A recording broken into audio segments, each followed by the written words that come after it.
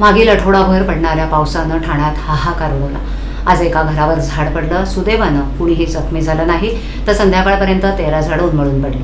मागील वर्षापेक्षा यंदा आतापर्यंत 550 मिलीमीटर पाऊस जास्त पडलाय। ठाणे शहरात जोरदार पाऊस बरसत असून आज सकाळी 8:30 वाजेपर्यंत शहरात 88.63 मिलीमीटर इतका पाऊस झाला। संध्याकाळी 7:30 वाजेपर्यंत 26.28 मिलीमीटर पाऊस पडला।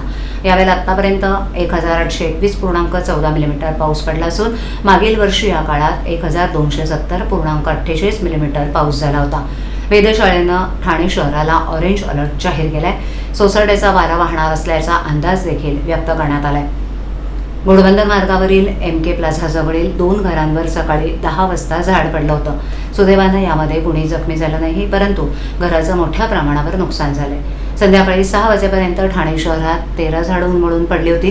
ही झाडं हटवण्याचं काम पालिकेमार्फत सुरू होतं। झाडे पडल्यानं काही 4 चाकी वाहनांचं देखील नुकसान झाल्याची माहिती आपत्ती व्यवस्थापन कक्षानं दिली।